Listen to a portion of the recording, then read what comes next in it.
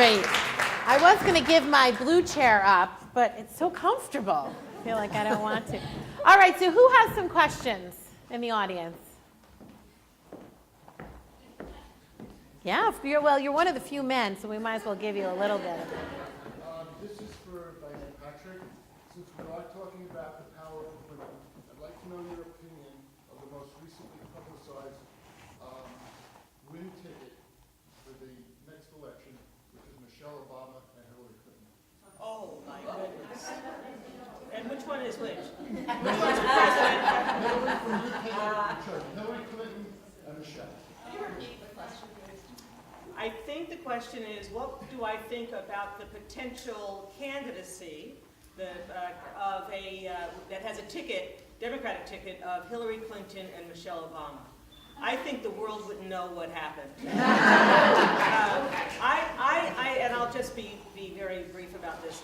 But I truly believe that and this is not to disparage the men in this audience or anywhere else, or the man that I think has been a great governor of Massachusetts, but I think when we have more women leaders around this world, that's when we will begin to think about the possibility of world peace. I really do believe so.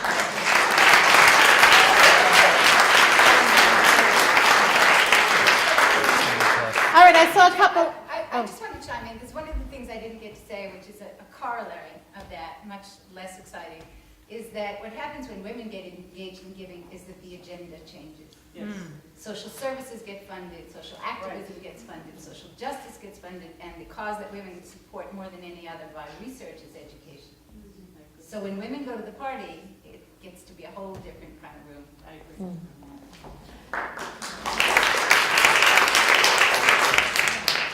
Barbara. This also is addressed to mostly Ms. Patrick, but also Ms. Resch, and really any of you care to address this. You made a very powerful statement to the young women who walked into the room about claiming their power, even as young people, and I know you meant it really for all of us in this room.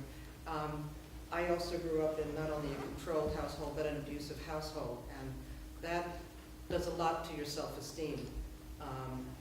And lack thereof. And at that time, no one in the schools was helping out. I mean, I couldn't have approached anybody and told them what was going on.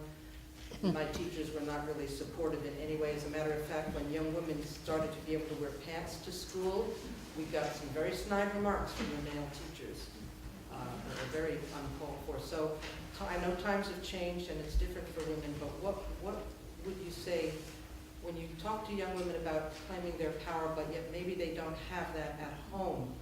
Where else could that come from? Do you think that's something that teachers in the schools could start to address in a more conscious way? Yes, and in churches and synagogues as well, and social service agencies. And you know, one of the privileges I've had as First Lady is to go throughout the state and to look and meet and see what the agencies are doing, what the schools are doing. And I'm really happy to report that in this state, and it may be happening elsewhere, but in this state, there are so many agencies and people who are way off the radar screen, who are working with children to empower particularly girls.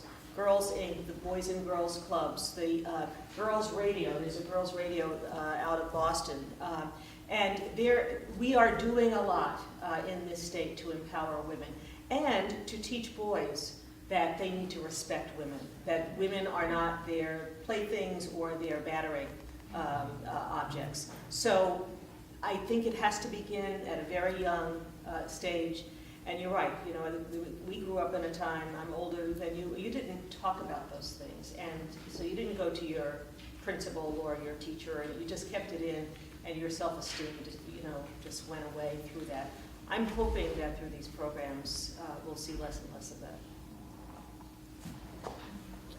All right, there were a couple other, go ahead. Sure. Yeah. I was very involved in Elizabeth Warren's campaign. What effect do you think she will have in Washington? I am the least political person in this entire room. I have no opinion. I mean that sincerely. I don't know enough about her agenda. She has been very strong in accountability.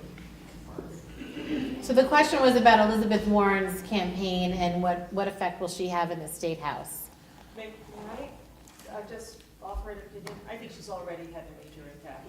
In the 2 months she's been there, she has already pushed an agenda on the Finance Committee that's never been pushed before, and I think we're going to continue to see that. So, and I am a political person, so I have biases, but I think we should watch her. Yeah. Okay, in the back. Hi. First of all, I want to thank you as the former director of Green Center in Berkshire County for your openness and willingness to admit the difficulties during the campaign. Also, as a woman who's been pretty involved in supporting political candidates, I'm concerned with the strength and the skill set that we need to be in the political arena. We're a little challenged by and uncomfortable with taking on the boys in that battle. And I'm just wondering if you could speak to that. Well, I suppose I can, but I haven't taken on the boys. So I speak just from the sidelines. But I think we have to change the conversation. And I think you spoke about that. Just a little tidbit. When Deval was first elected, we were invited, as were all the new governors and their spouses, to a conference at the Greenbrier in, where is that, West Virginia, I think. And in any event, it was a 3-day conference, and the governors were all shuttled off to learn how to be governors, and the spouses were all shuttled off to learn how to be first spouses. There were 2 men, the rest of us were women. And I was appalled at the sections that we were taught. We were taught how to raise money for New China in the mansion. Well, by the way, Massachusetts doesn't have a governor's mansion, so that was totally lost on me. We were taught, we went to a seminar on how to speak, be interviewed. But what the first thing that and it was in front of a live camera and the like, but the first thing was a wardrobe of jackets that each of us were to choose so that we could see how polka dots or plaids or reds or blues or greens looked on us on television. We were taught how to deal with mansion staff. We were taught how to deal with troopers who can invade your privacy. But we were never we never were given lessons on how to engage your community in things that are important to you. I was told that they said, well, have you left your job yet? And I said, no, and I don't intend to. And most of the first ladies said, oh, honey, that'll, you'll change your mind in a couple of months. That inspired me to stay right where I was. But it's about changing the conversation and making it about not women in the second place, but women in the first place. That's all I from observation. And I'd like to comment on that too. Putting yourself into the political process as an outsider is becoming more and more difficult. And so we have an opportunity here in this forum and locally to really start supporting people who want to put themselves into the political process. And that often means getting out there, walking the talk, hitting the pavement for the candidates, and also putting in some money because it becomes a money game. And so I think we should be looking for leaders in our community who could potentially step up into some of these positions and work together as a group to get them elected. Because that's one thing that women don't do. We don't go to the polls, and we don't support our candidates financially or with our feet. But they give less money to political Yeah. campaigns for sure. Women, on average, by percentage of income, do not support. I don't know about the voting. They probably do vote, but there's a story I heard some years ago about a woman candidate who was running, and it was early days, so there weren't that many of them around. And so as a result, the husbands who were donors would come to parties and say, "Okay, dear, this one's for you," to the little woman. "Why don't you just step up and see what you want to give to her," meaning the woman candidate. And it turned out she got like half the money. And her response was, it takes just as much to run a campaign for girls as it does for boys, So women don't have the authority to spend that money. You have to take some risks with money to achieve change, and women are less willing to do that, and there are a lot of reasons for that. I'm not saying it's their fault entirely. It's social, it's psychological, it's all economic, but until we step up, you're not going to change the agenda. It's terrible to be out there as a woman candidate. She gets pilloried for things that have nothing to do with her virtues. Male candidates as well. But again, studies have shown women, their looks, their appearance are much more torn apart than male candidates. It's not easy. I have a question for Ellen, a sex question. So, just to kind of move it away from politics for a minute. Although sexuality is very political. Well, Politics is very sexual. Yes, indeed. So in thinking about your daughter or young women in general, or those of us who are single at a certain point in our lives again, and you're saying that one's sensuality is a birthright. Sensual, how did you put it? It was so beautiful. sexual satisfaction. Sexual satisfaction. Sensuality is too, but And it's not to be compromised in the name of love or kindness. Now, when someone might want to be settling down with somebody, and you're trying to pick your mate, choose your mate, and let's say that the person who gives you the most sexual satisfaction is maybe not the most responsible person in the world. That's a tough decision to make, right? Like, what would you advise in that? Or do you just hold out and wait till you find the magic pairing? And then you might be 90. I have an expression which it may not be particularly graceful, but it's highly descriptive. What I think is that women are trained and encouraged to marry the family dog. And what I want you to think about is the family dog. And what I want you to think about is golden retriever versus German shepherd. Okay? Golden retrievers are friendly, they're... Is it really Golden retrievers are friendly, they're amiable, they always bring the stick back, they're great with kids, they never leave the yard, they're jovial. You know, German shepherds can be a little temperamental, and they're really sassy sometimes, and they have an authoritative way about them. And what happens in my practice consistently is when women are going through what I lovingly refer to as our personal decades of hell, which is 45 to 55, because that's when you have literal and figurative gains and losses, your children are growing up, it's a huge status shift, time of status shift. You're reaching mastery in your field, you're trying to figure out what you're going to do. I mean, and what I say is marriages are in three categories. Either they're in hospice and you're really hoping that death will be soon.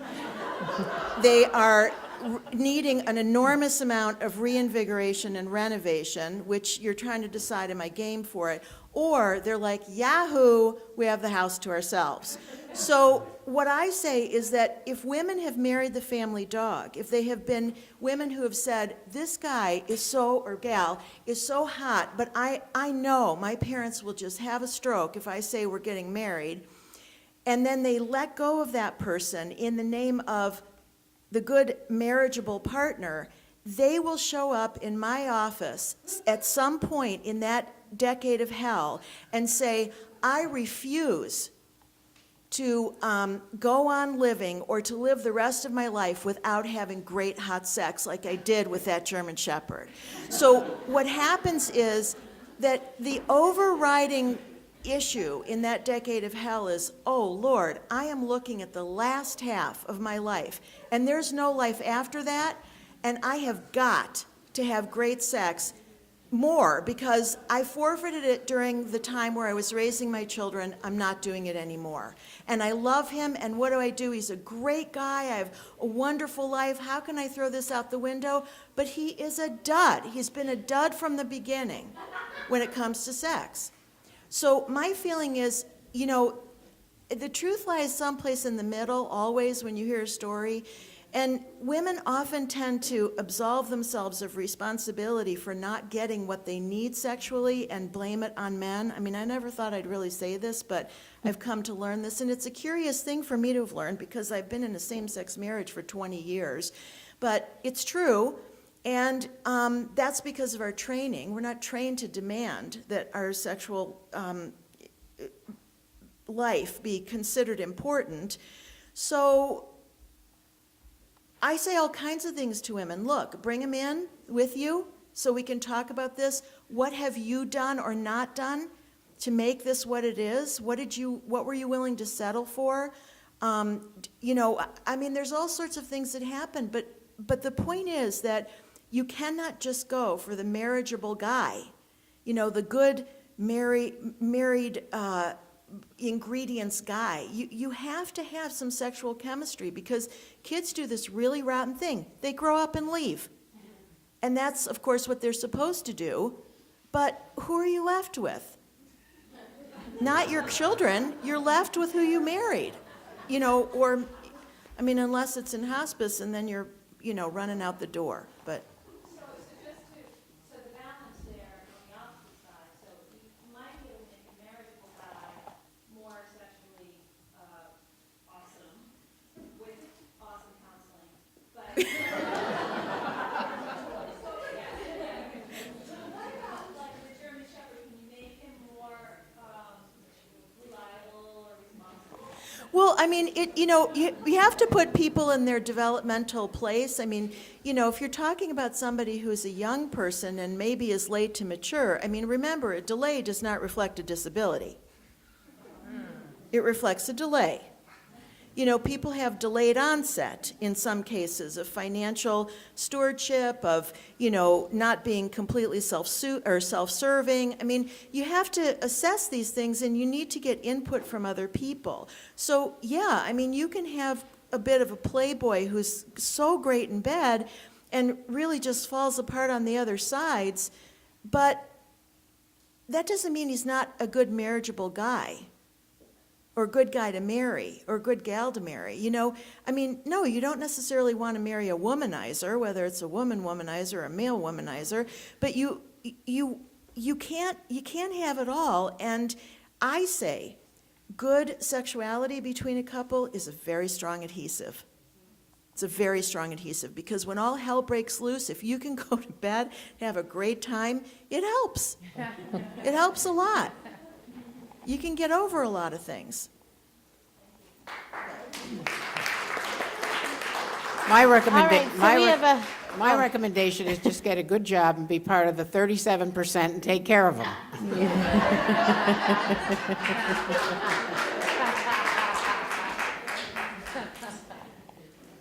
yeah, there's someone in the way back that's had their hand up, yeah.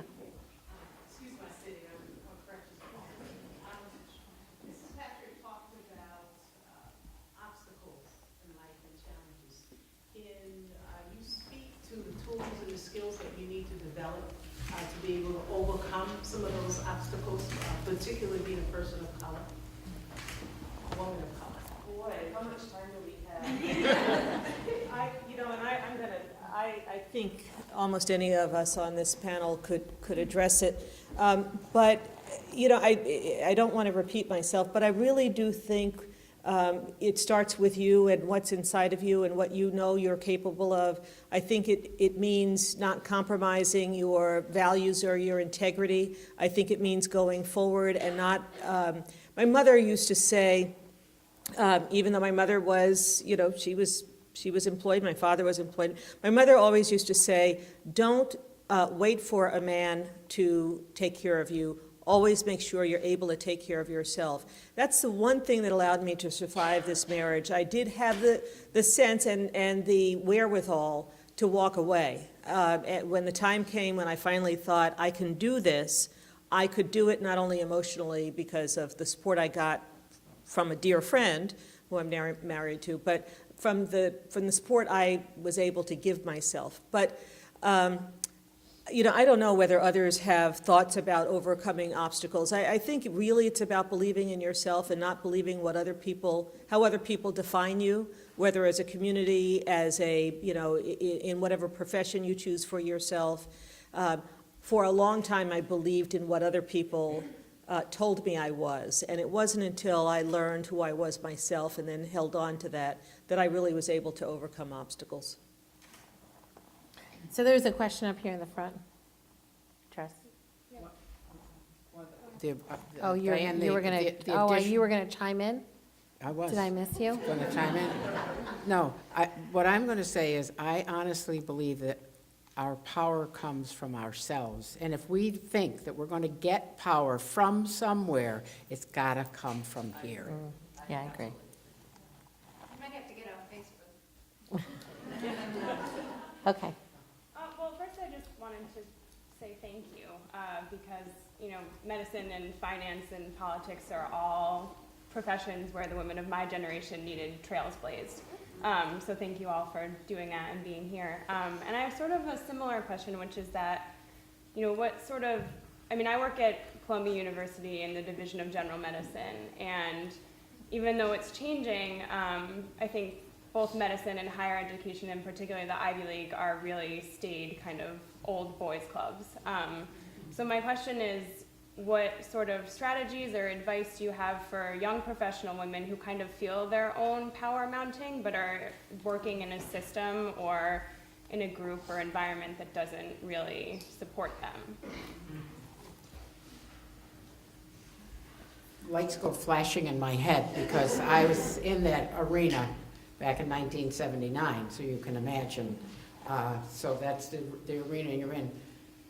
One of the things that I believe that it's something that you can do, and you can do it very simply, is that try to make everybody around you a little bit smarter because they know you. You get that? That's where you're going to start to show, because you taught somebody something that they didn't know that you know. And now you're going to develop friends, and you're going to develop support structure around you, because they're going to, even though you're young and they think that you're just wet behind the ears type of thing. Especially today in technology, young people know so much more than the middle-aged and the older people, and so on and so forth. If you can teach everybody around you something that they didn't know, but you gave them something, you'll build a support system around you that you will be amazed at where it will take you. And I also, why we're thinking about that and transitioning this little mic, is, have a voice. Because I think that too often in those settings, and especially in healthcare, because I've been in healthcare for now almost 25 years, is to speak your voice and make sure that at the table you're saying something. It's always great if you say something with an aha moment attached to it, but don't be afraid to always have to win the aha moment and just say what you're thinking. Because oftentimes, we as women are thinking about something that a man never thought about. Never thought about. Kristen Gillibrand had a great line when she first went into office. And the meetings were running after 5 o'clock, and she had childcare, and she had to pick up her child, and she said, I gotta go. And they said, oh, no one's ever said that before. They had to go. So sometimes it's just speaking up and saying it. This is a little bit along the lines of what's already been said, but the idea that people, young women especially who I work with, and remember, I'm a nurse midwife. They used to burn me at the stake, right? They still would if they could in some arenas.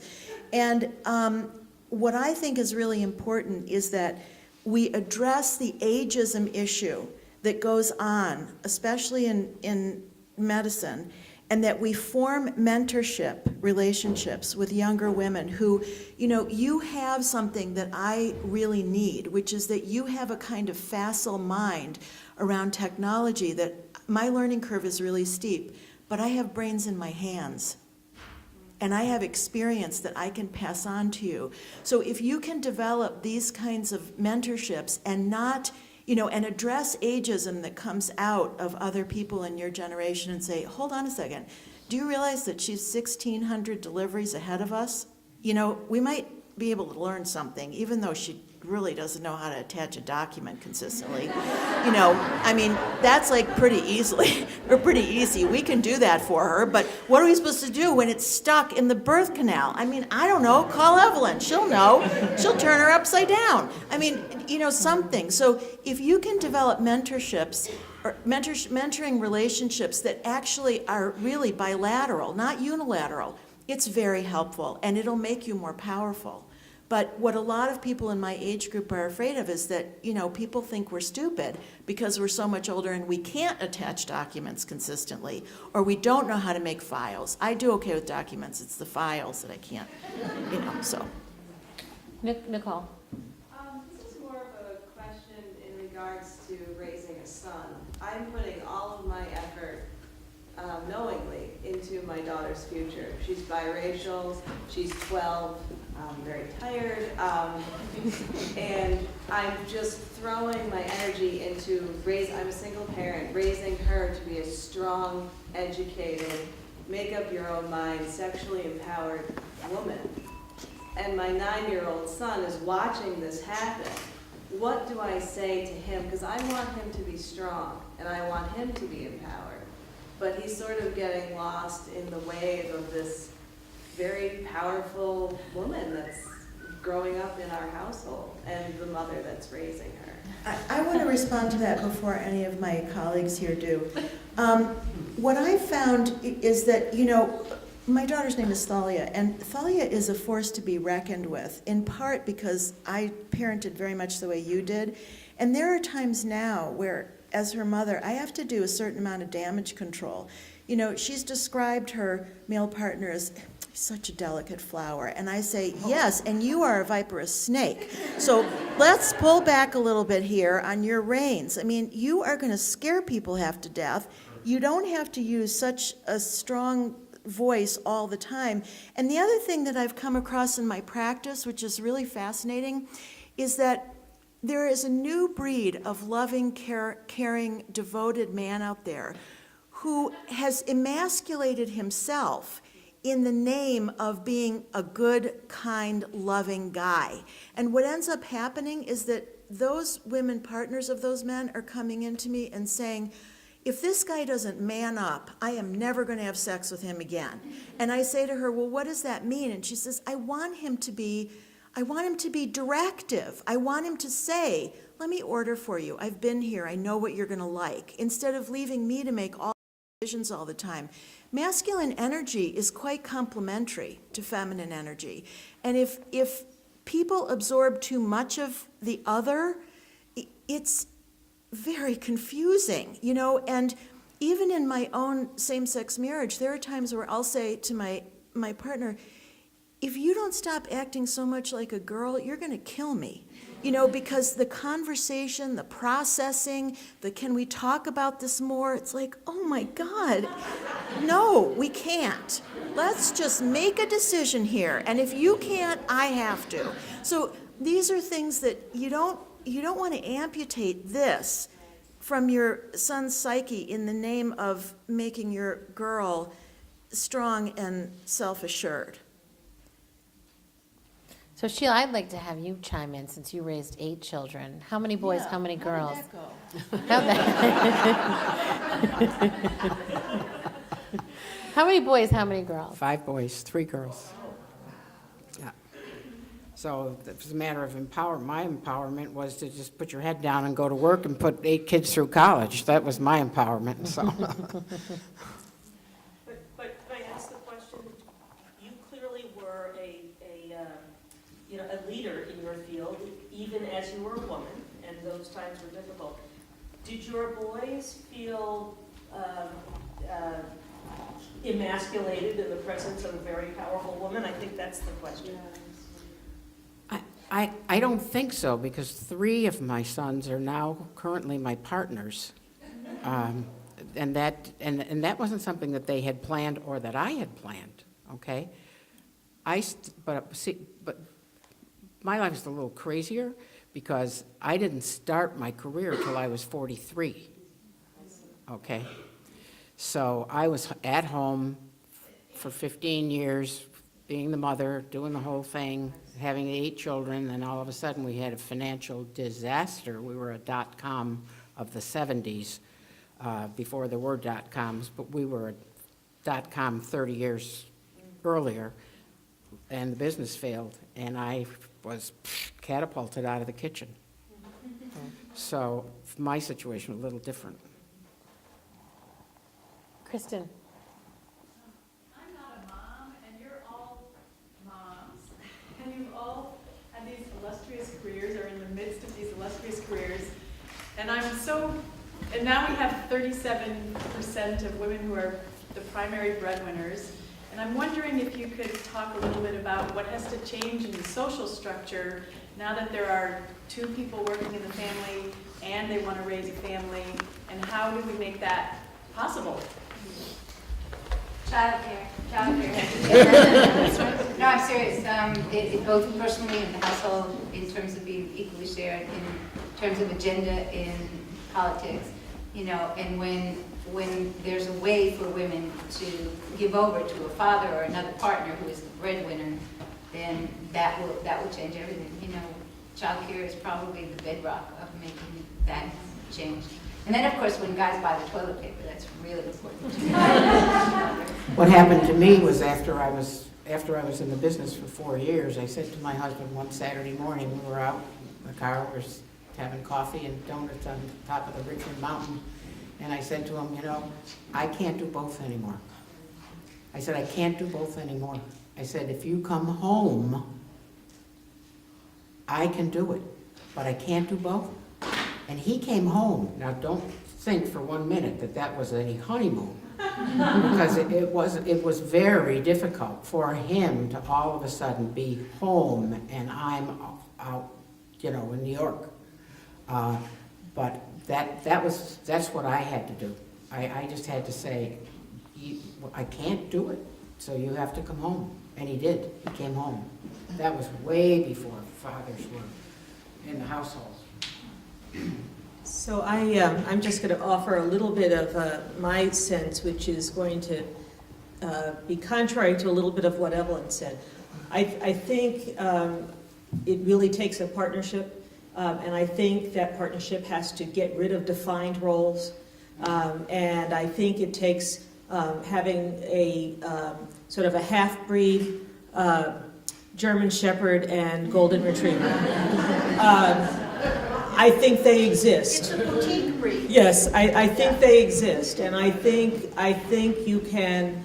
I think there are men or women, who understand that we're all in this together, and it doesn't matter what gender you are. You don't have assigned roles.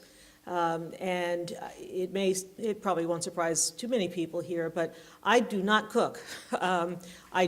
No one would want to eat what I cook, which is part of the problem. But we have a partnership, and I think that's the only way we were able to do it. We had 2 daughters, 2 high-powered careers, and we just did what needed to be done, and it didn't matter whether I was taking out the garbage while he was beating the eggs. I think that's what it takes today. But I also think women don't give over in the household. Things have to be done this way because that's the way I grew up. That's the way we do it, and that's really to Sheila's point. You have to say, okay, do it your way. And women don't tend to do that in the household very often. This is especially true with women who are seeking advancement, because it takes so much concentration and devotion that you become tough. And in the household, if you're not willing to just accept how it's done, even if the way it's done is different than your way, you won't be able to do this. You have to compromise more on well, that's not the haircut I meant for him to have. You know what I mean? Well, his hair got cut. I mean, it doesn't really matter, I took him to a different barber. Who cares? Kind of thing. I think too, you have to,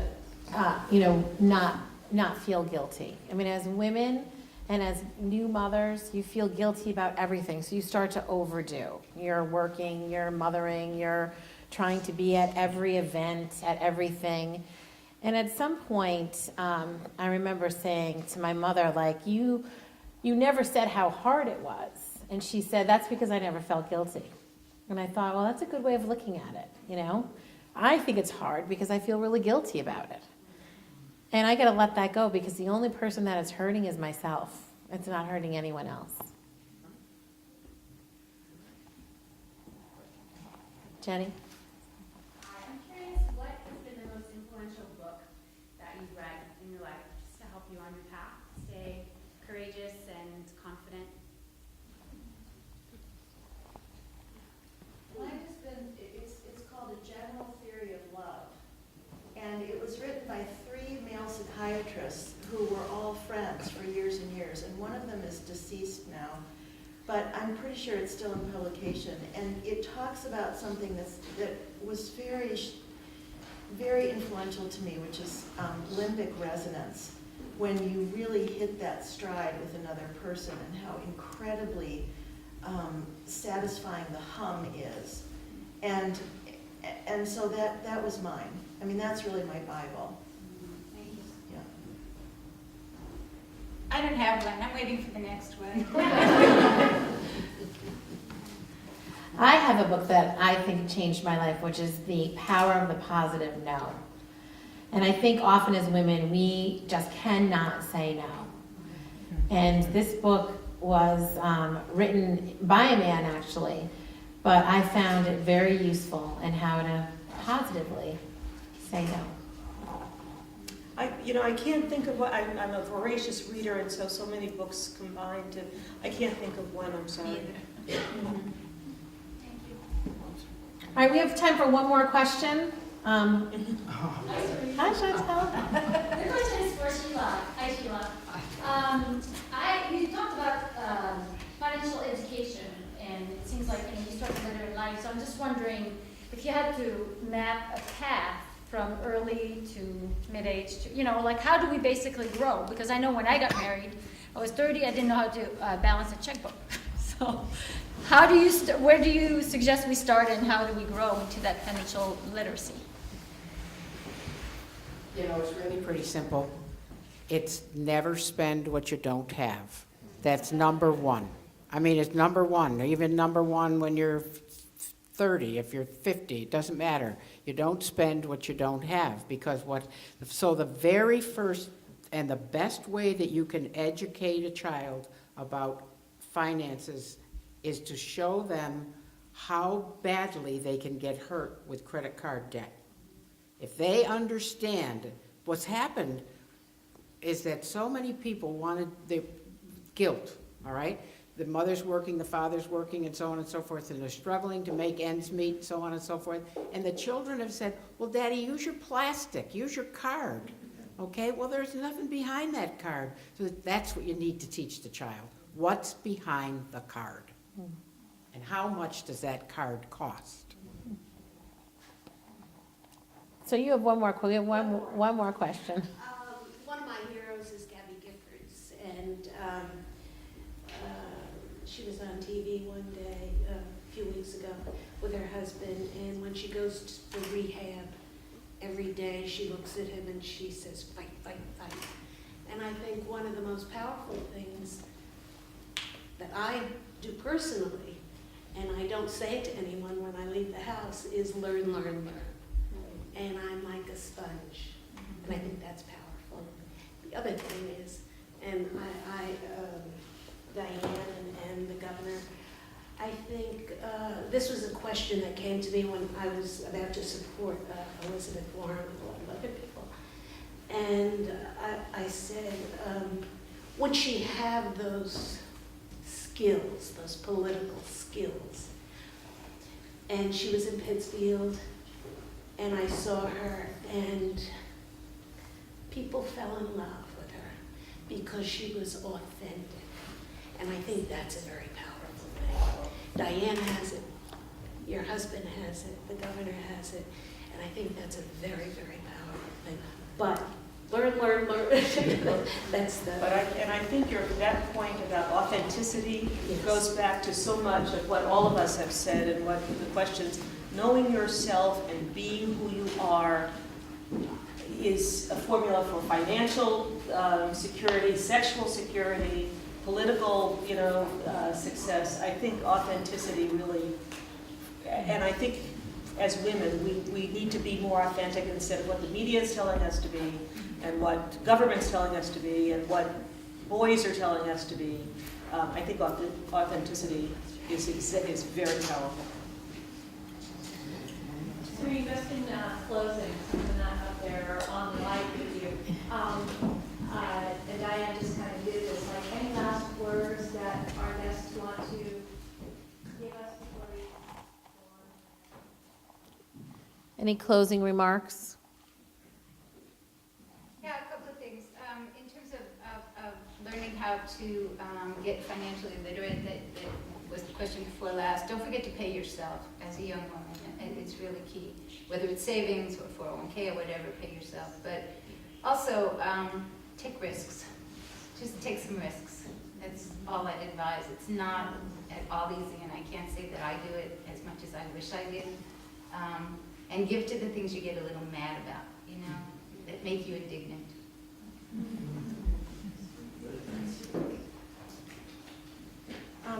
My books are for sale.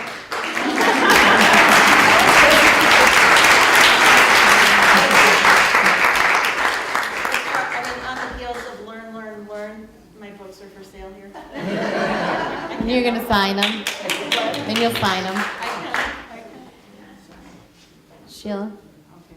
No, really the only thing that I could say, and I'm sure that it can be said in any form, anywhere, is just always be true to yourself. Don't ever, every single day when you get up, just do the right thing. And you'll never have to look over your shoulder or worry about what you've said or what you've done. Do the right thing. I think I said, I'm just going to add a little bit of spirituality here. One of the things that has gotten me through the hardest moments is a phrase that I have posted on my wall just over my computer, and it says that God will not take, that the will of God will not take you where the grace of God will not protect you. And every time I'm going through a hard time, I think, God didn't send me here to let me fail. And that keeps me going. That's my strength. And so I just offer that to others. Thank you very much for being such a great audience. I really appreciate it.